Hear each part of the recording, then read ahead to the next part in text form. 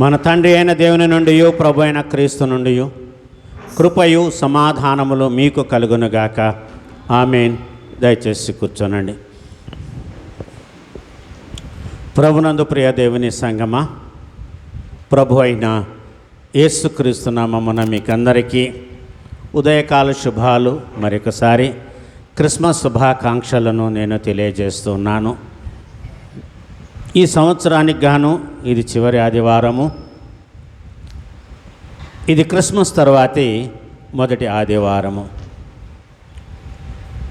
ఈనాటి దైవ ధ్యానము కొరకు చదువుబడిన 2 పాఠాల్లో మొదటి పాఠము సువార్త వాక్యములో లూకా సువార్త 2వ అధ్యాయము 33వ వచనము నుండి 40వ వచనం వరకు చూస్తున్నాం మనం ఇక్కడ. ఇది సిమియోను అనేటువంటి ఒక ఉన్నతమైనటువంటి వ్యక్తి, ఇశ్రాయేలీయుల రక్షణ కొరకు కనిపెట్టుకున్నటువంటి వ్యక్తి, దేవుని కుమారుడైన క్రీస్తును చూడక మునుపు చావడు అని దీవెన పొందినటువంటి వ్యక్తి. 8వ దినమున తల్లిదండ్రులు యోసేపు మరియలు యేసు ప్రభు వారిని దేవుని ఆలయానికి తీసుకొని వచ్చినప్పుడు అతడు చెప్పినటువంటి మాటలు మనం ఇక్కడ గమనిస్తున్నాం. ఇది 3వ భాగము.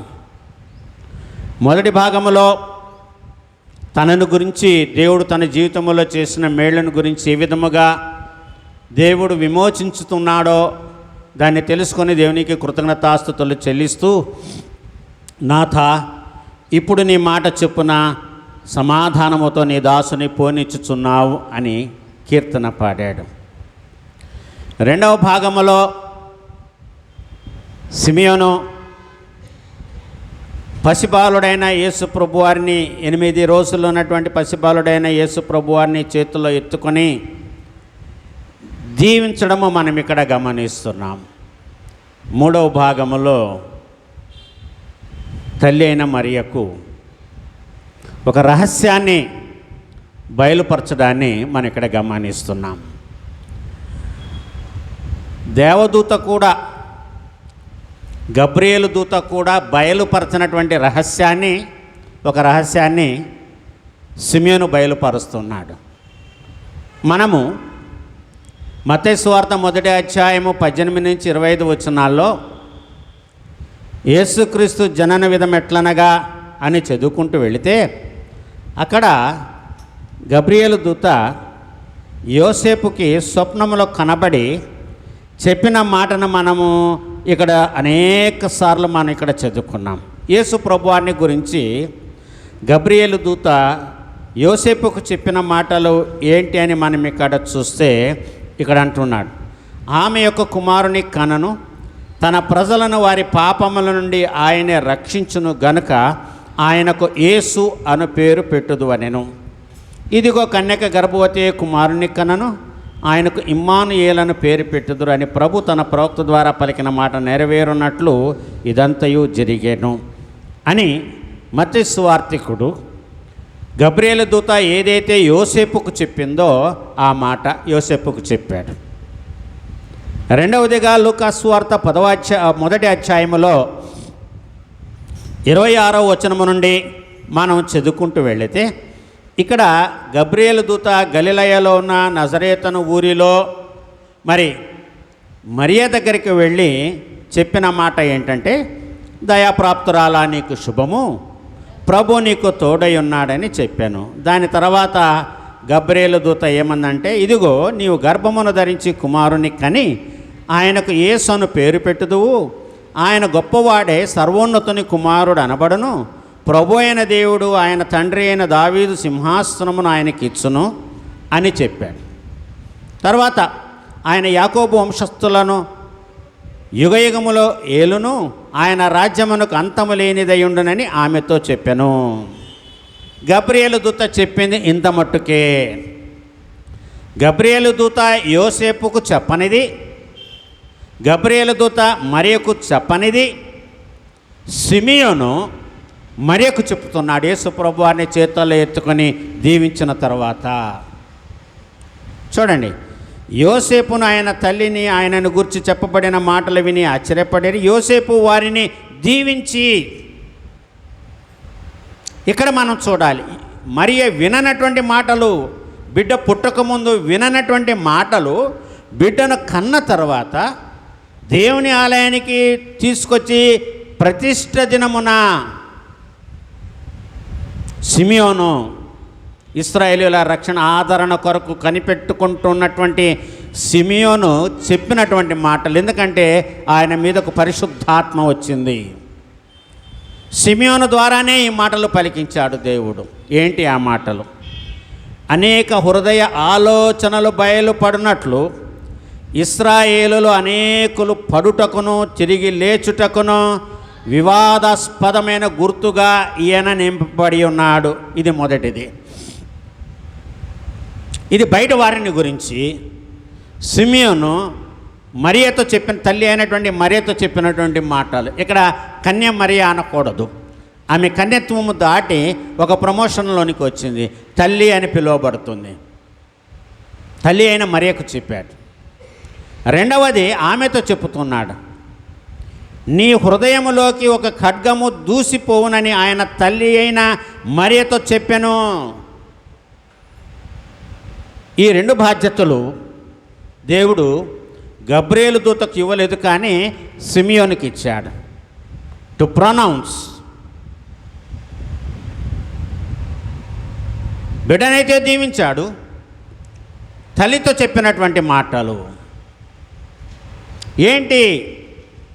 గబ్రియేలు దూత చెప్పింది, సిమియోను చెప్పింది ఎంటైర్లీ డిఫరెంట్గా ఉన్నది. ఆయన సింహాసనము యుగయుగములు ఉంటుంది, ఆయన రాజ్య పరిపాలన చేస్తాడు, ఆశ్చర్యకరుడు, ఆలోచనకర్త, బలవంతుడగు దేవుడు, నిత్యుడగు తండ్రి అని యెషయా ప్రవక్త చెప్పినటువంటి మాటలు అవేవి ఇక్కడ లేవు. ఈ రోజున మనం ఇది జ్ఞాపకము చేసుకోవాలి. ఎందుకు అంత తొందరగా ఈ యొక్క మరి ఎలిజబెత్ 6వ మాసములో ఉన్నప్పుడు మరి గబ్రియేలు దూత మరియకు ఈ మాటలు చెప్పడము, 6 + 9 15 నెలలు, 15 నెలల 8 రోజులకి ఈ మాట. సరే 6వ మాసం తీసేయండి, 6 మాసాలు తీసేయాలి. అప్పుడు ఎలిజబెత్ గర్భం ధరించింది, ఈమె అకౌంట్లోకి రావు. బిడ్డను కన్నటువంటి 8వ రోజునే 9 + 8 రోజులు, 9 నెలల 8 రోజులు బిడ్డను గురించి ఆమె విన్నటువంటి వార్త ఏంటి? అనేక హృదయ ఆలోచనలు బయలుపడినట్లు ఇశ్రాయేలులో అనేకులు పడుటకును తిరిగి లేచుటకును వివాదాస్పదమైన గుర్తుగా ఈయన నియమింపబడి ఉన్నాడు. సో మరియ కన్యగా ఉన్నప్పుడు కూడా ఇశ్రాయేలు జనాంగాన్ని గురించి విని ఉంటుంది, ఆమె చూచి ఉంటుంది. వాళ్ళ యొక్క ప్రవర్తన, వాళ్ళ యొక్క నడవడి, యెహోవా దేవుని యందు వాళ్ళకు కలిగినటువంటి భయభక్తులు, లేకపోతే వాళ్ళు దేవుణ్ణి విసర్జించి నడుస్తున్నటువంటి మార్గాలు, ఇవన్నీ కూడా ఆమె చూసి ఉంటుంది. సో నాకు పుట్టబోయేటువంటి శిశువు, నా ద్వారా జన్మింపబోయేటువంటి శిశువు ఇంత గొప్ప వాడవుతాడు అని తల్లి అనుకొని ఉంటుంది. మీరు ఇక్కడ ఈ అధ్యాయంలో ఒక ప్రత్యేకత ఉంది, మనం గమనించి చూస్తే. ఏంటి ఆ ప్రత్యేకతని మనము చూస్తే, మరి మొదటి అధ్యాయము చూడండి, యేసయ్య పుట్టిన తర్వాత 2వ అధ్యాయం 19వ వచనములో, అయితే మరియా ఆ మాటలన్నీ తన హృదయములో తలపోసుకొనుచు భద్రము చేసుకొనెను. ఇది గొల్లలు చెప్పినటువంటి మాటలు. వాళ్ళు బాలుడైన క్రీస్తుని దర్శించి పూజించిన తర్వాత ఆమె చూచినటువంటి ఆ యొక్క దృశ్యాన్ని బట్టి మరియా ఏమి చేసిందంటే, అయితే మరియా ఆ మాటలన్నీ తన హృదయములో తలపోసుకొనుచు భద్రము చేసుకొనెను. అంటే గబ్రియేలు దూత చెప్పినటువంటి మాటలు నెరవేరాయి కాబట్టి, గొల్లలు వచ్చి ఆయన దర్శించుకున్నారు కాబట్టి, లేవీలు వచ్చి ఆమెను దర్శించుకున్నారు కాబట్టి, ఆమె యొక్క ఇన్నర్ ఫీలింగ్ని మనము చూసినట్లయితే ఏమంటున్నాడు ఇక్కడ సువార్తికుడు? చెప్పిన సంగతులు విన్నవారందరూ మిక్కిలి ఆశ్చర్యపడిరి. కానీ మరియా తన హృదయములో తలపోసుకొనొచ్చు భద్రము చేసుకొని షీ ప్రిజర్వ్డ్. భద్రం చేసుకోవడం అంటే preserving. She preserved. She took care of the words which was spoken about Jesus Christ by the angel Gabriel and the worship of the shepherds.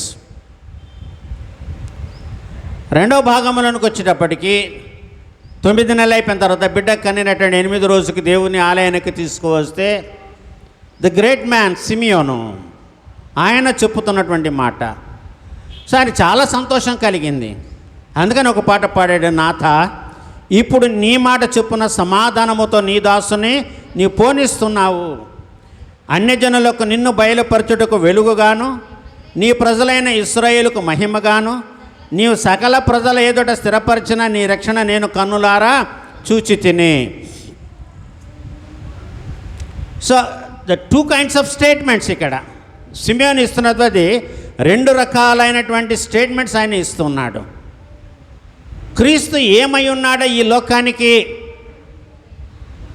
ఏదైతే జకర్యా పాడినటువంటి పాటను మనం గమనించి చూసినట్లయితే, జకర్యా పాడినటువంటి పాట, మళ్ళీ ఇక్కడ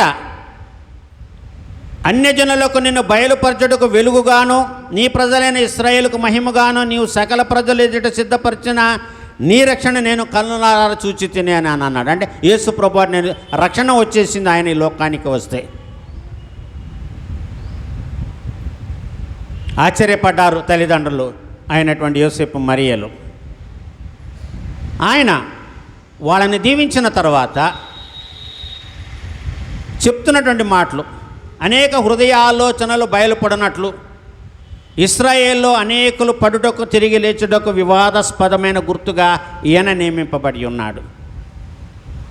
మోస్ట్ ఇంపార్టెంట్ ఏంటంటే నీ హృదయంలోనికి ఒక ఖడ్గము దూసుకొని వెళుతుంది.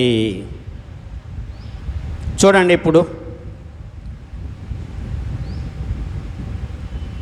మనం గమనించి చూస్తే ఇక్కడ రెండవసారి కూడా మరియమ్మ ఏమి చేసిందంటే ఆ మాటలను తన హృదయములో భద్రపరచుకొనేను అని వ్రాయబడినది 51వ వచనములో. ఆయన తల్లి ఈ సంగతులన్నిటినీ తన హృదయములో భద్రము చేసుకొనేను.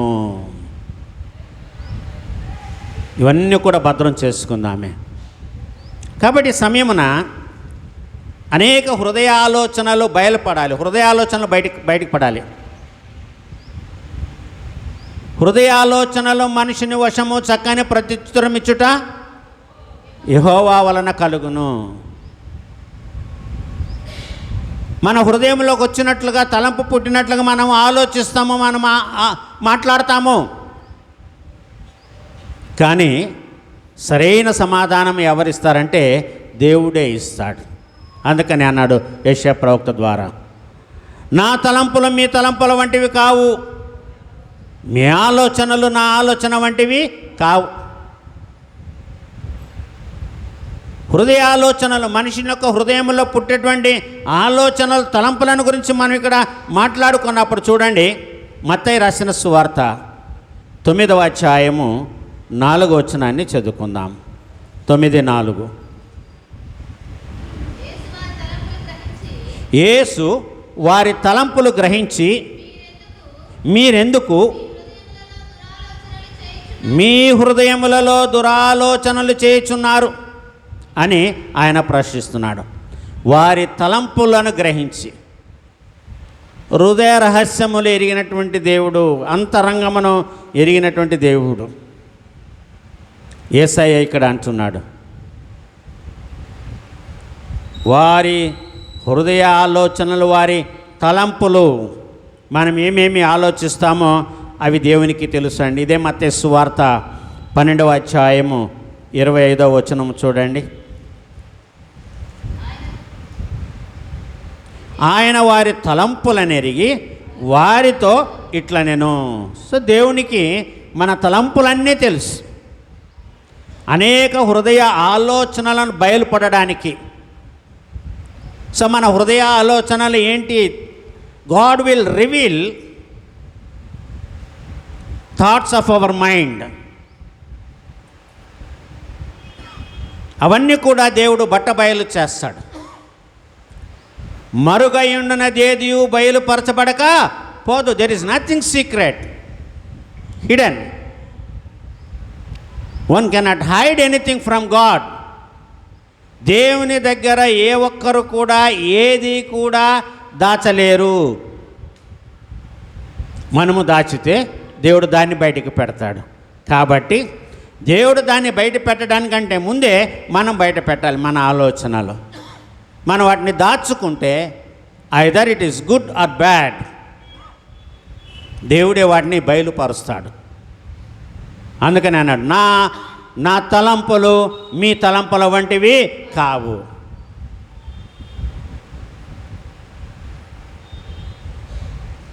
ఎందుకంటే ఆయన సర్వశక్తిమంతుడైన దేవుడు కాబట్టి, సర్వంతర్యామైనటువంటి దేవుడు కాబట్టి మన ఆలోచనలకి ఎక్కడ కూడా దేవుడు అందడు. అందుకనే పౌలు చెప్పాడు 1 కొరింథీ పత్రిక 2వ అధ్యాయం 9వ వచనములో, దేవుడు తన్ను ప్రేమించు వారికి ఏవి సిద్ధపరచనో అవి కంటికి కనపడలేదు, చెవికి వినపడలేదు, మనిషి హృదయమునకు గోచరము కాలేదు అని అన్నాడు. దాన్ని లేఖనాల ఆధారాల నుంచి తీసుకొని పౌలు ఈ మాట చెప్పాడు. దేవుడు తను ప్రేమించే వారి కొరకు ఈ లోకములో ఏది సిద్ధపరిచాడో. ఎప్పుడు ధనధాన్యమును గురించి ఆలోచించకండి, బంగారమును గురించి ఆలోచించకండి, వస్త్రాలను గురించి ఆలోచించకండి, వాటి గురించి ఆలోచించొద్దు అని మత్తయి సువార్త 6వ అధ్యాయంలో యేసు ప్రభువు కొండ మీద ప్రసంగంలో చెప్పాడు. మీకు ఏది కావాలో మీ దేవునికి తెలుసు.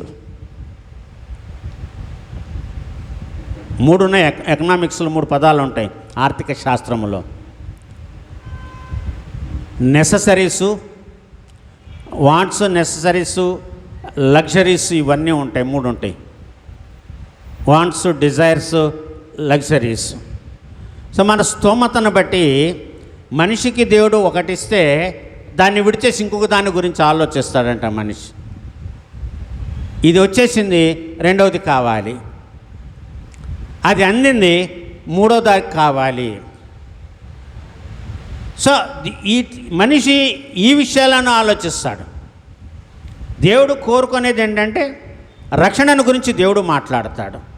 మనము ఎటువంటి రక్షణ ఈ లోకములో పొందుకోవాలి, ఎటువంటిది మనము దేనికోసం మనము ఎదురు చూడాలి.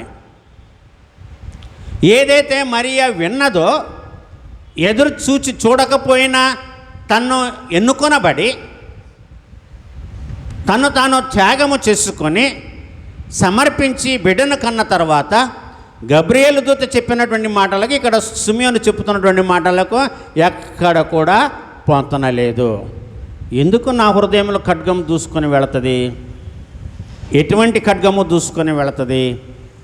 ఆలోచించాలి. ఇక్కడ she did not expect that she will receive such painful news.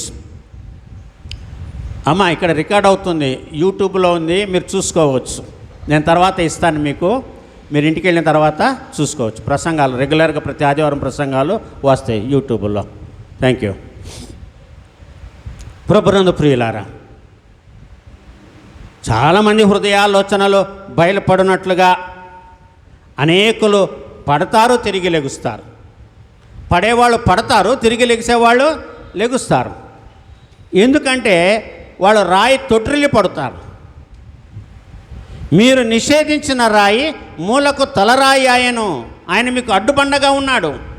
కాబట్టి మీరు పడుతున్నారు. ఇశ్రాయేలీయులు పడ్డారు, యూదులు పడ్డారు. తెలుసుకున్న వాళ్ళు తిరిగి లేచారు. ఎవరు? ఈ మరియ కన్న కుమారుడు ఎవరు అని పడిపోయినటువంటి వారు, తెలుసుకున్నటువంటి వారు మళ్ళీ వాళ్ళు లేచి స్థిరముగా నిలబడ్డారు. ప్రభునందు ప్రియులారా, గమనించాలి. ఇక్కడ అదే మాటలు మనము ఉదయకాల సమయం మనం చూస్తున్నాం. చూడండి, యోహాను సువార్త 6వ అధ్యాయము 70వ వచనం చదువుకుందాం. 6:70. అందుకు యేసు, నేను మిమ్మలను 12 ఏర్పాటు చేసుకొనలేదా? మీలో ఒకడు సాతాను అని వానికి చెప్పాను.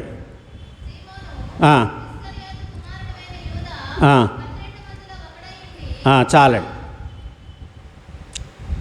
అందుకు యేసు, నేను 12 మిమ్మల్ని ఏర్పరచుకొనలేదా?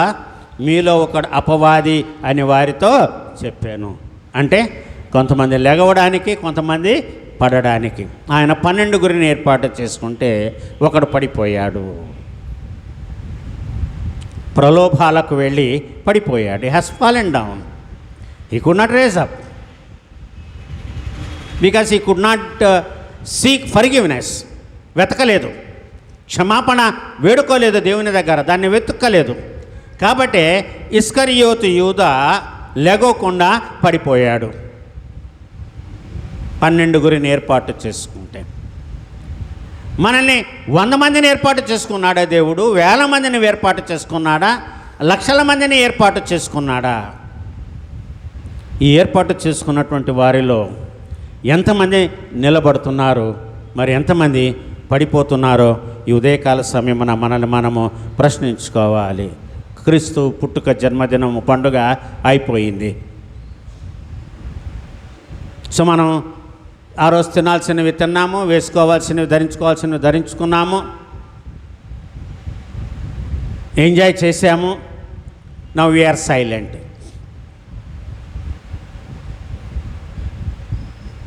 మరి పడేవారు లెగిసేవారిని గురించి మనం మాట్లాడుకున్నప్పుడు ఇక్కడ సిమియోను చెప్పుతున్నటువంటి మాటలు, రోమీయులకు రాసిన పత్రిక 2వ అధ్యాయము 16వ వచనాన్ని చదువుకుందాం.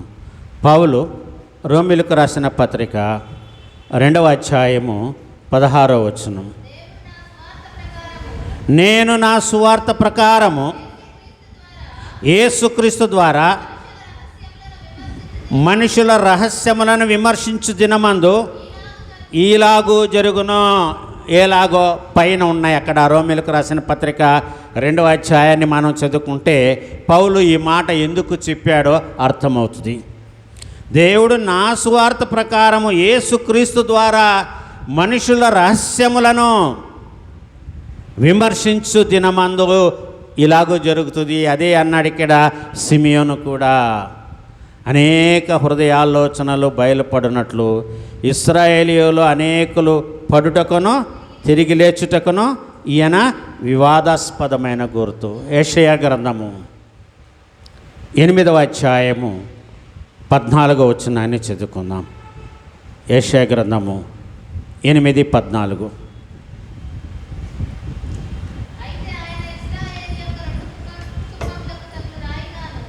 అయితే ఆయన ఇశ్రాయేలు యొక్క 2 కుటుంబములకు అడ్డురాయిగాను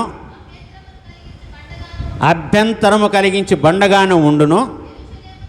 యెరూషలేము నివాసులకు బోనుగాను చిక్కు వలగాను ఉండును. అనేకులు వాటికి తగిలి తొట్టిల్లుచు పడి కాళ్ళు చేతులు విరిగి చిక్కుబడి పట్టుబడుదురు. ఇది ప్రవచనము. ఈ ప్రవచనాన్ని గురించి సుదీర్ఘంగా గబ్రియేలు దూత మరియతో మాట్లాడలేదు. కానీ ఒకవేళ గబ్రియేలు దూత అనుకున్నదేమో మరియకు అన్నీ ఒకేసారి చెప్పితే ఆమె ఎక్కడ టెన్షన్కి లోనవుతుందో అని అనుకున్నదేమో, మనకైతే తెలియదు. కానీ అవి వాటి కాలంలోనే అవి బయలుపరచబడతాయి. సో గబ్రియేలు దూత ఎందుకు చెప్పలేదు, సిమియోను ఎందుకు చెప్పాడు? We are not here to judge either Simeon or God. దేవుడు గబ్రియేలు దూతకు ఆజ్ఞాపించింది అంతవరకే, ఆ గబ్రియేలు దూత బయలుపరిచింది అంతవరకే. సిమియోను మీదకి పరిశుద్ధాత్మ వచ్చింది. పరిశుద్ధాత్మ దేవుడు సిమియోను ద్వారా మరియమ్మ సిద్ధపడడం కోసము. ఎందుకంటే ఆమె ఎదుర్కొనే వాటన్నిటిని కూడా ఆమె ధైర్యంగా ఉండాలి. ఎదుర్కొనే వాటిలో she must be very strong. బిడ్డ విషయంలో తల్లి చాలా స్ట్రాంగ్గా ఉంటుంది. దేవుడు తల్లికి ఇచ్చినటువంటి పవర్ అది. ప్రభునందు ప్రియులారా, కాబట్టి అప్పుడే ఆ 8వ రోజునే మరియమ్మను దేవుడు సిద్ధపరుస్తున్నాడు. ఆమెకి నుంచి చాలా స్ట్రాంగ్గా ఉండాలి. ఎందుకంటే ఆయన అనేకులు పడడానికి లేవడానికి వివాదాస్పదమైన గుర్తుగా ఉన్నాడు. యెషయా ప్రవక్త 8వ అధ్యాయంలో చెప్పినటువంటి ఆ 17 వచనాలు కూడా చదువుకుంటే సో తను ఇంత పరీక్షకు లోనవ్వాల్సి వస్తుంది.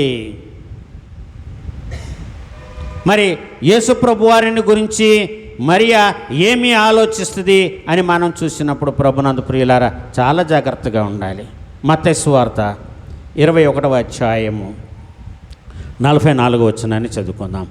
21:44.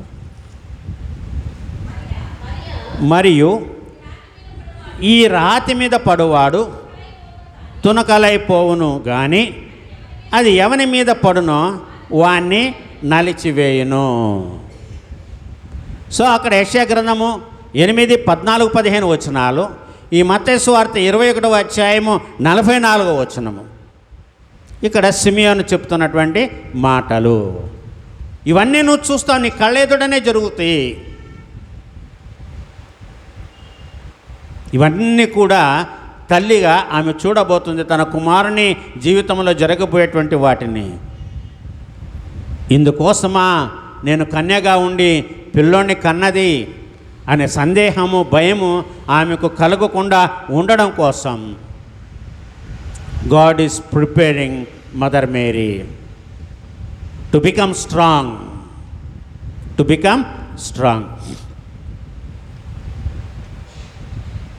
ప్రభునందు ప్రియులారా గమనించండి.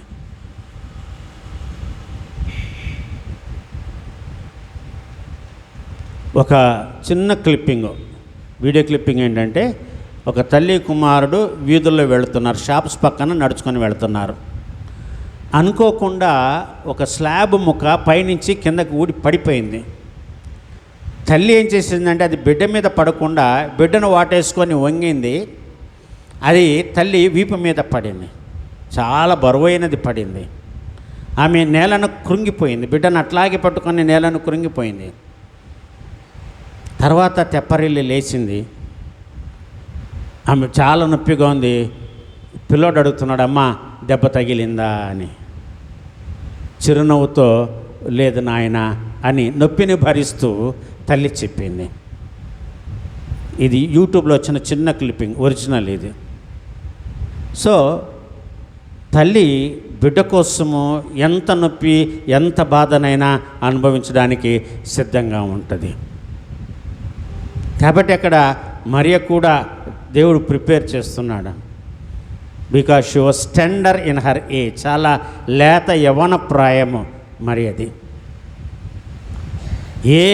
ఎవ్వరు కూడా చేయనటువంటి గొప్ప త్యాగము చేసినటువంటి మహోన్నతురాలు మరియా. కాబట్టి ప్రభునందు ప్రియులారా మనము గమనించాల్సినటువంటి వారమై ఉన్నాము. చూడండి, పౌలు రోమీయులకు రాసిన పత్రిక 9వ అధ్యాయము 32, 33 వచనాలను చదువుకుందాం.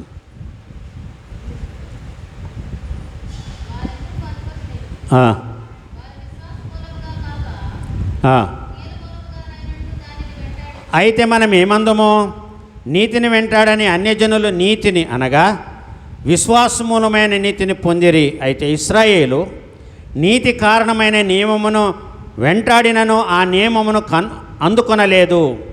వారెందుకు అందుకొనలేదు? వారు విశ్వాస మూలంగా కాక క్రియల మూలంగానైనట్టు దానిని వెంటాడిరి. సో ఎందుకు ఇశ్రాయేలీయులు పడిపోవడానికి తిరిగి లేవడానికి దేవుని కుమారుడైన యేసుక్రీస్తు ఆయన వివాదాస్పదమైనటువంటి గుర్తుగా ఉన్నాడో ఇక్కడ మనం గమనిస్తున్నాం. ఇక్కడ 30, 31 వచనాలు కలిపి రాయబడినాయి. ఇదిగో నేను అడ్డురాతిని అడ్డుబండను సియోనులో స్థాపించుచున్నాను, ఆయన యందు విశ్వాసముంచువాడు సిగ్గుపడడు అని వ్రాయబడిన ప్రకారము వారు అడ్డురాయి తగిలి తొట్రుపడిరి.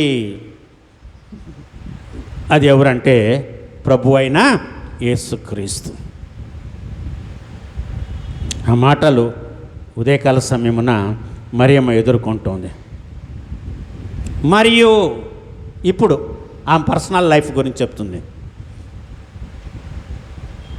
నీ హృదయములోకి ఒక ఖడ్గము దూసిపోవును. నీ హృదయములో గుండా ఒక ఖడ్గము దూసుకొని వెళుతుంది. A sword will be pierced in your heart. Yesayya ప్రక్కలో బల్లెపు పోటు, మరియమ్మ హృదయములో ఒక కత్తి, పెయిన్. హృదయంలో కత్తి దూసుకొని వెళ్ళడం ఆమె భరించాలి. కనుక ప్రభునందు ప్రియులారా, ఈ మాటలన్నీ కూడా విన్నప్పుడు తల్లి అయినటువంటి మరియా దేవుని ఎదుట తాను ఇంకా ఎంతగా బలము పొందుతూ ఏ మాట విషయంలో కూడా ఆమె అతిశయించకుండా, గర్వపడకుండా వాటిని మనసులో భద్రము చేసుకున్నదో, ఆ అధికారమును బట్టియే ఆమె కొన్ని విషయాలను, సమస్యలను ఎదుర్కొంది. ఒకానొక దినాన యేసుప్రభు వారు ఒక ఇంట్లో బోధిస్తూ ఉంటే ఆమె మిగతా పిల్లలు తీసుకొని యేసయ్య దగ్గరికి వెళ్ళింది. ఆమెకు ఒక సమస్య వచ్చింది. ఆ సమస్య పరిష్కారం కావాలి. ఒకళ్ళు వెళ్ళి చెప్పారు శిష్యులు, ఇదిగో మీ అమ్మ బయట ఉంది, మీ సహోదరులు, మీ తమ్ముళ్ళు, మీ చెల్లెళ్ళు బయట ఉన్నారు అని ఒక శిష్యుడు వెళ్ళి యేసయ్యతో చెప్పాడు. యేసయ్య ఏమన్నాడు దానికి? అవునా, మా అమ్మ వచ్చిందా, ఆగండి నేను బయటికి వెళ్ళి మా అమ్మని చూసి మాట్లాడొస్తానని అన్నాడా? అనలేదు. ఎవరు మా అమ్మ? ఎవరు మా అమ్మ? ఎవరు నా అక్కలు, ఎవరు నా చెల్లెళ్ళు, ఎవరు నా అన్నలు, ఎవరు నా తమ్ముళ్ళు అన్నాడు. ఆ సందర్భంగా డైరెక్ట్గా మరియ వింటే ఆమె స్పందన ఈ విధంగా ఉంటుంది. లేకపోతే విన్నవాళ్ళు ఉంటారు కదా, వాళ్ళు ఒకటికి నాలుగు కల్పించి చెప్తారు. అమ్మా నువ్వేమో ఇంత త్యాగం చేశావు, నీ కొడుకు దగ్గరికి వెళ్ళి మీ అమ్మ వచ్చిందంటే అసలు నిన్ను లెక్క చేయలేదు, పట్టించుకోలేదు, మా వైపు చూడలేదు, రానని చెప్పమన్నాడు. ఇవన్నీ ఈ లోకరీత్యా మనము చెప్తాము. ఎక్కడ కూడా ఆమె ఇది కాలా. ఎందుకంటే ఆయన శక్తిని ఆమె కాన వివాహంలోనే చూసింది. తన కుమారుని యొక్క శక్తిని, తన కుమారుని యొక్క మహిమను, తన కుమారుని యొక్క వైభవాన్ని, దేవుని కుమారుడుగా దేవుడు ఆయన ద్వారా చేయబోతున్నటువంటి కార్యాలను, ఆయన చేసినటువంటి మొట్టమొదటి సూచక క్రియలోనే మరియమ్మ చూసింది. అయ్యా ద్రాక్షరసం అయిపోయింది. ప్రభునందు ప్రియులారా, ఇది ఎక్కడికో తీసుకొని వెళుతుంది. యేసు ప్రభు వారిని శిలువ మీద దృశ్యానికి తీసుకొని వెళుతుంది. మనం ఆలోచిస్తున్నాం కాబట్టి ఓకే, యేసు ప్రభు వారు పట్టబడినప్పుడు మరియమ్మ అక్కడుంది, ఆయనను కొరడాలతో కొట్టినప్పుడు మరియమ్మ అక్కడుంది, ఆయన శిలువ వేసినప్పుడు మరియమ్మ అక్కడుంది, ఆయన ప్రాణాలు విడిచినప్పుడు మరియమ్మ తల్లి అక్కడ ఉంది. ఇప్పుడు మనం అవన్నీ, ఎందుకంటే బైబిల్ చదివాము కాబట్టి, కొన్ని వందల వేల ప్రసంగాలు మనం విన్నాము కాబట్టి మనము సీక్వెన్స్గా ఒకటి మనం ధ్యానము చేస్తూ వస్తాం. కానీ ఒకటి తర్వాత ఒకటి జరిగినదంతా మరియ చూస్తూ ఆమె ధైర్యము తెచ్చుకున్నది. ఎందుకంటే అది దేవుని యొక్క ప్రణాళిక, దేవుని యొక్క చిత్తము నెరవేరుతుంది. మళ్ళీ 12వ ఏట యేసు ప్రభువుని తీసుకొని యెరూషలేము దేవాలయం పస్కా పండుగకు వెళ్ళారు యోసేపు మరియలు.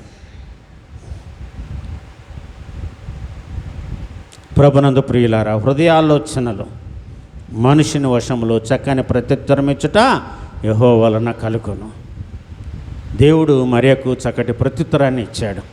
సిమియోను తనకు బయలుపరచబడిన దానిని ఆయన తల్లి అయినటువంటి మరియకు తెలియచెప్పాడు. వాటన్నిటిని కూడా ఆమె భద్రం చేసుకుంది. కుమారుని చాలా జాగ్రత్తగా చెయ్యి పట్టుకొని నడిపించుకొని ఆమె తిరిగి తన ఇంటికి వెళ్ళింది. రెండవదిగా చదువుబడిన పత్రిక వాక్యములో పౌలు గలతీయులకు రాసిన పత్రిక 4వ అధ్యాయము మొదటి 7 వచనాలను మనము చూస్తే, నేను చెప్పున్నదేమనగా వారసుడు అన్నిటికీ కర్తయ్య ఉన్నను, బాలుడై ఉన్నంత కాలం అతనికి నీ దాసుకునికి ఏ భేదము లేదు. వారసుడు అన్నిటికీ కర్తయ్య ఉన్నను, బాలుడై ఉన్నంత కాలము అతనికి దాసునికి ఏ భేదము లేదు. తండ్రి చేత నిర్ణయింపబడిన దినము వచ్చు పర్యంతము అతడు సంరక్షకుల యొక్కయు గృహ నిర్వాహకుల యొక్కయు ఆ దినములో ఉండును. ప్రపంచరీత్యా బిడ్డలను కన్నటువంటి తల్లిదండ్రులు కలిగినటువంటి బిడ్డలు వాళ్ళకు ఒక వయస్సు వచ్చే వరకు, మేజర్ అనేటువంటి వయస్సు ప్రభుత్వం నిర్ణయించినటువంటి, అంటే ఫిజికల్గా మెంటల్గా మెచ్యూర్ అయ్యేటువంటి వయస్సు వచ్చేంత వరకు బిడ్డలకు తల్లిదండ్రుల మీద కానీ వారి యొక్క ఆస్తి మీద కానీ ఎటువంటి హక్కు అనేది ఉండదు. ఇంట్లో పనివాళ్ళు అధికారులు చెప్పిన మాట కూడా బిడ్డలు వినవలసిందే. వాళ్ళు స్వతంత్రులు కారు. కానీ ఇక్కడ ఏమంటున్నాడంటే పౌలు, మనము చూస్తే ఒక దేవుడు నిర్ణయించినటువంటి దినము ఒకటి ఉన్నది. ఆ దినము వచ్చేంత వరకు, అంటే కాలము సంపూర్ణమైనప్పుడు దేవుడు తన కుమారుడిని ఈ లోకానికి పంపించాడన్నటువంటి వాక్యాన్ని మనం ఇక్కడ గమనిస్తున్నాము 4వ వచనంలో. అయితే కాలము పరిపూర్ణమైనప్పుడు దేవుడు తన కుమారుని పంపెను. ఆయన స్త్రీ యందు పుట్టి మనము దత్తపుత్రులము కావాలనని ధర్మశాస్త్రమునకు లోబడి ఉన్న వారిని విమోచించుటకై ధర్మశాస్త్రమునకు లోబడిన వాడయను. మరియు మీరు కుమారులై ఉన్నందున నాయన తండ్రి అని మొరపెట్టు తన కుమారుని ఆత్మను దేవుడు మన హృదయములలోనికి పంపెను. ఎవరి ఆత్మను పంపాడండి? నాయన తండ్రి అని మొరపెట్టు తన కుమారుని ఆత్మను మన హృదయములోనికి పంపించాడు. అంటే క్రీస్తు యొక్క ఆత్మ మన హృదయములోనికి ప్రవేశించింది. ఎందుకంటే ఆయన మన కొరకు మొరపెట్టుకుంటూ ఉన్నాడు కాబట్టి, ఆయన తండ్రితో ప్రార్థన చేశాడు కాబట్టి, ఆ గెత్సెమనే తోటలో ఆ రాత్రి వేళ యోహాను సువార్త 17వ అధ్యాయము ప్రకారము ఆయన చేసినటువంటి ఒక గొప్ప విజ్ఞాపన ప్రార్థనలో తన 12 శిష్యులను గురించి ఏ విధముగా ఆయన మొరపెట్టుకున్నాడో, లోకము కొరకు ఆయన చేసిన ప్రార్థన మనము గమనించి చూస్తే, ప్రభునందు ప్రియులారా, మరి ఆయన తండ్రి అని మొరపెట్టు తన కుమారుని ఆత్మను దేవుడు మన హృదయములోనికి ఆయన పంపి ఉన్నాడు, ప్రవేశింపపెట్టి ఉన్నాడు. చూడండి, అపోస్తుల కార్యములు 16వ అధ్యాయము 7-8 వచనాలను చదువుకుందాం. యేసు యొక్క ఆత్మ వారిని వెళ్ళనీయలేదు. అంతటా వారు యేసు యొక్క ఆత్మ వారిని వెళ్ళనీయలేదు. సో యేసు ప్రభు వారి ఆత్మ మనల్ని కూడా ఎక్కడికి పడితే అక్కడికి వెళ్ళనివ్వదండి. మనం పడిపోతూ ఉంటే మనల్ని లేవనెత్తది, పడిపోకుండా మనల్ని ఎప్పుడు కూడా కాస్తూ ఉంటుంది. ఎందుకంటే ప్రభు అన్నాడు, నేను గొర్రెలకు మంచి కాపరిని, మంచి కాపరి గొర్రెల కొరకు ప్రాణం పెట్టును. ప్రభునందు ప్రియులారా, దేవుని యొక్క ఆత్మ కాదు, యేసుక్రీస్తు యొక్క ఆత్మ ఎల్లప్పుడూ కూడా మన చుట్టూ ఉంటుందని ఈ వాక్యము ద్వారా మనము గమనిస్తున్నాము. ఆ విషయాలనే ఇక్కడ అపోస్తుడైన పౌలు గలతీయులకు రాసిన పత్రికలోని 4వ అధ్యాయంలోని 7 వచనాల్లో తెలియజేస్తున్నాడు. ఎప్పుడైతే దేవుని కుమారుడైన యేసుక్రీస్తు ఆత్మ మనలో ఉంటుందో మనం అప్పుడు దాసులము కాము, మనము దేవుని కుమారులం అవుతాం. ఎందుకంటే మనము విమోచింపబడ్డాము, మనము రక్షింపబడ్డాము. కాబట్టి మనము దేవుని కుమారులని పిలువబడతాము. ఆయన ఆస్తికంతటికి కూడా వారసులై ఉంటాము. వారసులేంటి? దేనికి వారసులు? పరలోకానికి వారసులు. మీరు ఆశీర్వాదమునకు కర్తలు అవ్వడానికే పిలువబడ్డారు. కాబట్టి దూషణకు ప్రతి దూషణైనను, కీడుకు ప్రతి కీడైనను చేయక అందరినీ దీవించండి. మనము దేవుని యొక్క వారసులమని. ఆ వారసత్వాన్ని మనం సంపాదించుకోవాలి. అంటే నిత్య జీవాన్ని వారసత్వంగా సంపాదించుకోవడము ఒక ఎత్తు అయితే, అక్కడ కోరినటువంటి వ్యక్తిని గురించి ఇక్కడ మనము దేవుని వారసులమై ఉండాలి. దేవుని బిడ్డలుగా దేవుని వారసులమై ఉండడానికే దేవుడు తన కుమారుడిని ఈ లోకానికి పంపించి ఆయన ద్వారా మనకు రక్షణను అనుగ్రహించిన దేవునికి సర్వదా మనము భక్తి కలిగి ఉండాలి, భయము కలిగి ఉండాలి, వినయము కలిగి ఉండాలి. దైవకృప నిత్యము మనకు తోడుగా ఉండునుగాక. ఆమేన్. సమస్త జ్ఞానం మనకు మించిన దేవుని యొక్క సమాధానము యేసుక్రీస్తువలన మీ హృదయములకు మీ తలంపులకు కావలి ఉండునుగాక.